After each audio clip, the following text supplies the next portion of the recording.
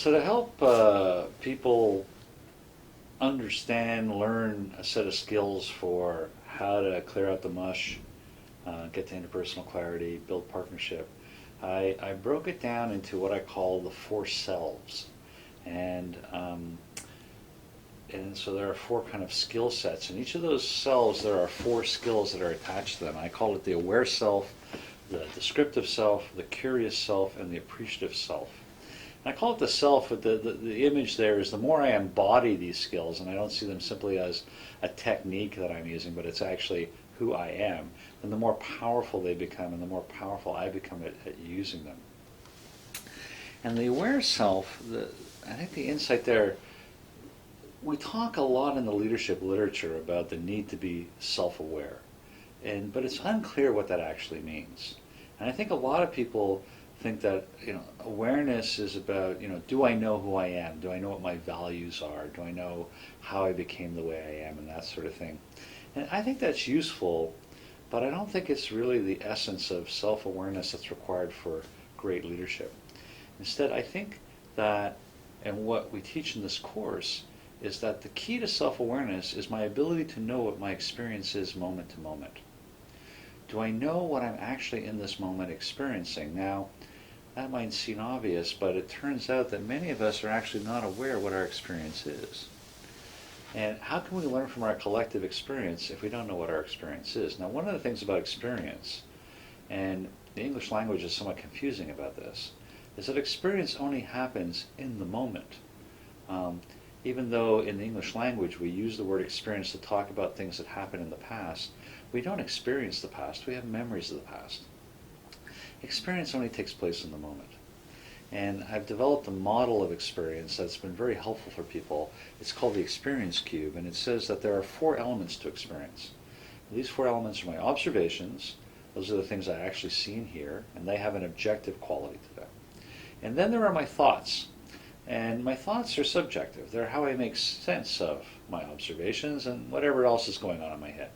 Then there are my feelings, the things that go on in my body, and the emotions and sensations I'm having.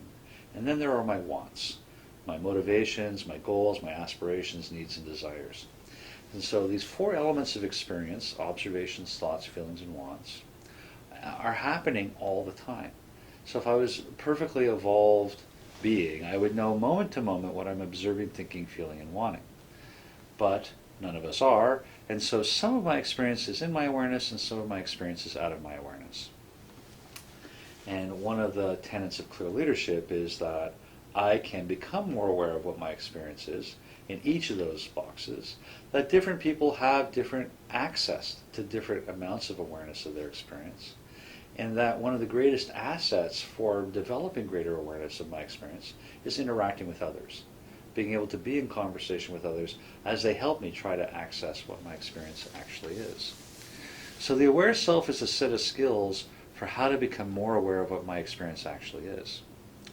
The second skill set, the descriptive self, is about my ability to describe my experience to you in a way that makes me transparent and that builds our relationship. And the skill set there is how do I go about effectively describing my experience to you, but doing it in a way that doesn't push your buttons, make you upset or angry, or cause you to be reactive.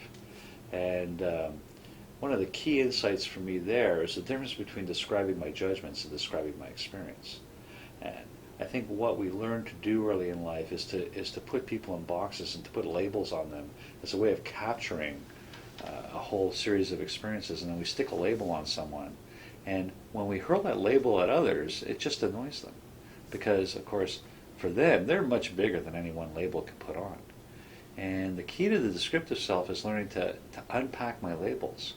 And so instead of saying you're annoying, say that when I'm around you, I find myself feeling concerned about whether I'm being listened to or not, and I find myself wanting to interrupt you and tell you to listen to me, please, that sort of thing. So we teach people how to describe experience as opposed to describe their judgments. The curious self is about the skill set that's required not only to get people to be willing to tell me what their experience is, but to help them unpack what their experience is. And I've developed a a model for listening that incorporates the experience cube that I think people find helpful in that regard. But the key thing I teach people is about their reactivity and where their reactivity comes from. And one of the things I've learned is that when I'm being reactive, and with that, I'm being defensive, you've said something to me that now has got me emotionally activated. At that moment, I stop being curious about your experience, and I start trying to change it before I actually understand it. And it's this ability to stop myself when that's happening, and to actually understand your experience before I start to try to change it. Or even better, just let you have your experience and not try to change it. Is the skill set here in the curious self. And the last one, the appreciative self, comes from a belief that we are co-constructing each other in each of our relationships. And the me that shows up with you is a little different from the me that shows up with someone else, and the reason for that is how you see me and how you hold me. And if I want to be in partnership with you, the best thing I can do is pay attention to the parts of you that I want to have in our partnership, to see the best in you, and to notice those parts and to call them forth. And the more I do that, and the more I operate from that framework of an appreciative mindset, and assuming that whatever I want more from you already exists, even in small parts, and I can get more of it through my attention and what I pay attention to. Leaders who operate out of an appreciative mindset create a space where people feel more willing to step in and be descriptive and be curious because it's safer. Right? You put all those together into something called a learning conversation.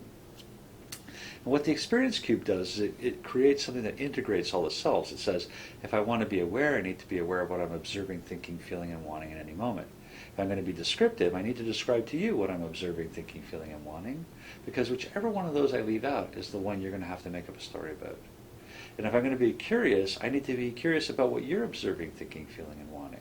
Right? And that when I'm being appreciative, I am paying attention to the things that I want us both to be experiencing.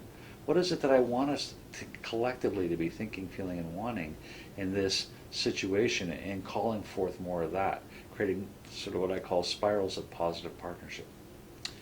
Now, all that sounds great, and you got to wonder, well, why doesn't it happen more often? And there's one last piece to this model, and it's about why that doesn't happen more often and why it's difficult for us to use these skills. And it has to do with our way we manage anxiety. And how many of us learn to manage anxiety is to enter into an implicit arrangement where I agree to be responsible for your experience and I hold you responsible for my experience. And in this state of fusion, where we're holding each other responsible for our experience, then there's all sorts of things. Anything that might make you anxious, I don't say, and anything that you think might make me anxious, you don't say or do, and we just keep that to ourselves, and that's where the mush starts. And when one of us starts to say something and we notice that it's having an emotional impact on the others, well, we change it or mute it or do whatever so that it won't have that. And what we need to learn how to do, and I think it's very possible for people to learn to do this in their non-intimate relationships. I think it's somewhat more difficult with your spouse and your children and your parents and that sort of thing. But in a work relationship, what we can all learn to do is to not hold the other responsible for our own experience. We each create our own experience. And to not hold ourselves responsible for the other's experience, because I can't control your experience. You're going to have the experience you have. And to create a relationship where we don't hold each other responsible for our experience. We don't manage things that way. And in fact, we see our experience as something interesting. Oh, look what I want, and look what I'm thinking, and look what I'm feeling. But you're not responsible for fixing that. And I don't even want to fix it. I just want to notice that that's what it is, and let's get back to work. How do we move towards the goal we want to get together? So in a nutshell, that's how it all works together, and all these skills come together in something called a learning conversation. And what happens in a learning conversation, it's kind of like a little ritual space where we step into, where the agreement is, I'm not going to get reactive to what you say, and you're not going to get reactive to what I say. And we're going to take turns being descriptive and being curious. And we're going to do this in a very kind of formal, disciplined way. And when we do that, we always come out the other end in a better place than where we started.